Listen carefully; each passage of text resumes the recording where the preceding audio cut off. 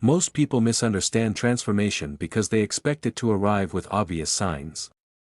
They expect a breakthrough, a dramatic moment, or some visible indication that life is changing. But real transformation rarely announces itself while it is happening. Instead, it often appears as inconvenience, delay, frustration, and a strange sense that life is refusing to cooperate with your plans. What feels like stagnation is often something entirely different. José Ortega y Gasset recognized a profound truth about human development. A man is not formed solely by willpower. He is shaped by the pressures that surround him.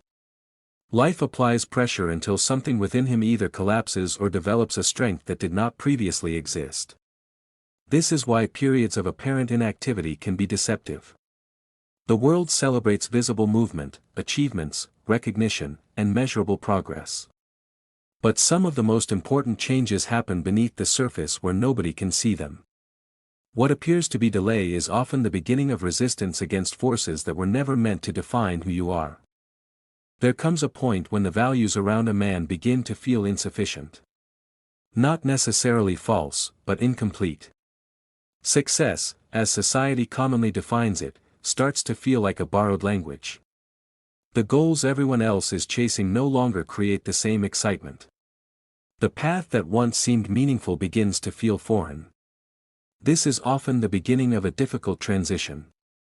A man starts moving away from ready-made interpretations of life. Instead of accepting inherited beliefs, he begins examining reality directly. He starts questioning assumptions that most people never think to question. The process creates isolation. The people around him continue operating within familiar definitions of success, while he finds himself unable to fully participate in those same assumptions. Yet this isolation is not punishment. It is often the first stage of independence. At first, the experience creates confusion rather than clarity. Accomplishments that once seemed important suddenly feel hollow. External validation no longer produces the same satisfaction. Because he does not understand what is happening, he may assume something is wrong. But Ortega suggested that every civilization produces two kinds of individuals: those who inherit its assumptions without question and those who begin to feel the limits of those assumptions. The second type inevitably experiences disorientation. They are no longer fully inside the system, but they are not entirely outside of it either. This in-between state is where something important begins to form. Instead of reacting automatically to external judgments, the mind starts developing an internal standard. Rather than constantly measuring itself against the opinions of others, it begins creating its own point of reference. This is not confidence in the conventional sense. It is the gradual construction of an inner foundation that cannot be borrowed from the crowd. Ortega described mass consciousness as the tendency to outsource judgment to whatever happens to be socially accepted.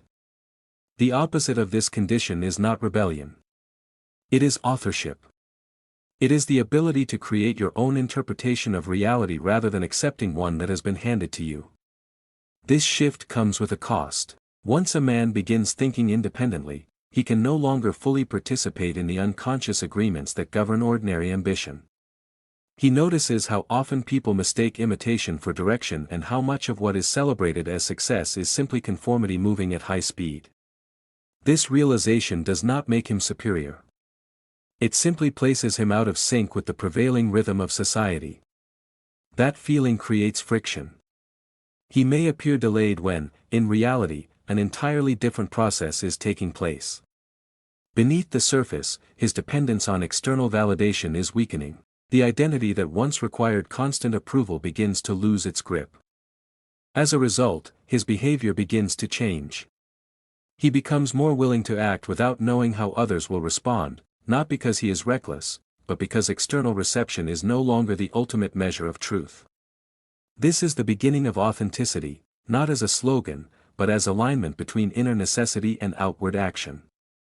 From the outside, this stage often looks unimpressive. Progress may appear to slow down.